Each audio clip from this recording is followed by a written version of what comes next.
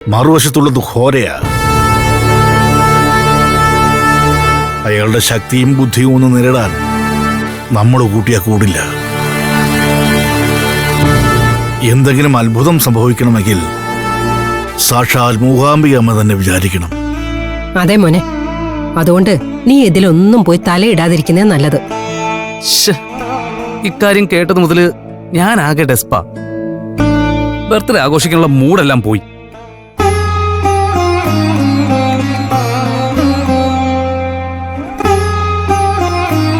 ആ കൊച്ചിന്റെ കാര്യത്തില് ഇവന് എന്തുമാത്രം ആത്മാർത്ഥതയാണെന്ന് നോക്കിക്കേ.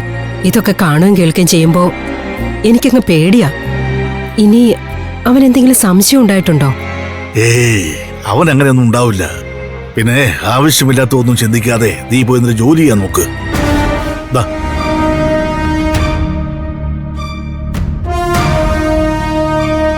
പണ്ട് നടന്നൊന്നും അവന്റെ ഓർമ്മയിലുണ്ടാവില്ല.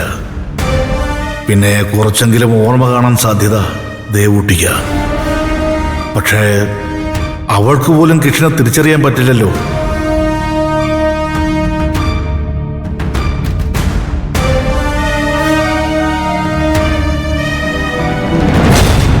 സന്ദീപ് വരുന്നില്ലെന്നും പറഞ്ഞ് വാശി പിടിച്ച നമ്മൾ ഇനി എന്ത് ചെയ്യും തമ്പിയേട്ടാ? അങ്ങനെ വാശി പിടിച്ച് ഇവിടെ നിന്നിട്ട് എന്ത് കാര്യം? അവൻ വരാതെ കമ്പനി കാര്യങ്ങൾ ഒന്നും തന്നെ മൂവ് ചെയ്യാൻ പറ്റില്ല. അതുകൊണ്ട് എങ്ങനെയും അവനെ നമുക്കൊപ്പം കൊണ്ടുപോയേ പറ്റൂ. സന്ദീപിനോട് ശ്രീകലാമ്മ സീരിയസ് ആയിട്ട് കാര്യങ്ങൾ പറഞ്ഞ് മനസ്സിലാക്കിയില്ലേ? ഞാൻ പറയാഞ്ഞിട്ടാണോ വർഷേ? അവനെ ആ പെണ്ണിന്റെ കല്യാണം ഉറപ്പിച്ചതിലുള്ള മനോവിഷമത്തില്.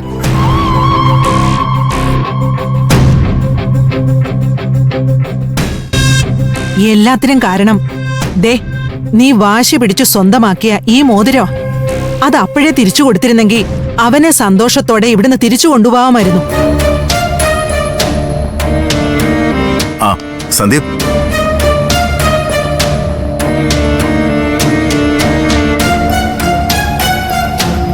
കാര്യങ്ങളൊക്കെ നിന്നോട് അമ്മ പറഞ്ഞില്ലേ? പറഞ്ഞിരുന്നു. എന്നാ പിന്നെ നമുക്ക് വേഗം പോകാൻ നോക്കാം. എത്രയും പെട്ടെന്ന് അവിടെ എത്തിയാലേ ഇൻകം ടാക്സിന്റെ കാര്യങ്ങളൊക്കെ ശരിയാക്കാൻ പറ്റൂ. തമ്പിയച്ച ക്ഷമിക്കണം, ഞാൻ ഉടനെ നാട്ടിലേക്കില്ല. എടാ, നിനക്കെന്താ കാര്യം പറഞ്ഞാൽ മനസ്സിലാവില്ലേ മോനെ? നീ ഇല്ലാതെ കമ്പനി കാര്യങ്ങൾ ശരിയാവില്ലെന്ന് തമ്പി അച്ഛനും പറഞ്ഞത് കേട്ടില്ലേ? എന്താണെന്ന് പറഞ്ഞാലും ഞാൻ ഉടനെ അങ്ങോട്ടേക്കില്ലെന്ന് പറഞ്ഞില്ലേ? എടാ, നീ എന്തിനാ ഇങ്ങനെ വാശി പിടിക്കുന്നേ? ദേ, ഈ മോതിരമാണ് നിന്റെ പ്രശ്നമെങ്കിൽ അത് ഊരിയെടുത്തോളാം ഞാൻ പറഞ്ഞതല്ലേ. ഞാൻ അതിന് ശ്രമിച്ചിട്ട് സാധിക്കുന്നില്ല. അതുകൊണ്ടാ നിന്നോട് ഊരിയെടുക്കാൻ പറഞ്ഞ. ഇനിയിപ്പോ മൂകാംബിക അമ്മ തന്നെയാവും എന്റെ വിരലിൽ നിന്ന് ഊരിയെടുക്കാൻ സമ്മതിക്കാത്തത്. ആ മോതിരം ഇനി എനിക്കോ ദേവൂട്ടിക്കോ ആവശ്യമില്ലെന്ന് ഞാൻ അമ്മയോട് പറഞ്ഞല്ലോ. അമ്മ അത് സൂക്ഷിച്ചോളൂ.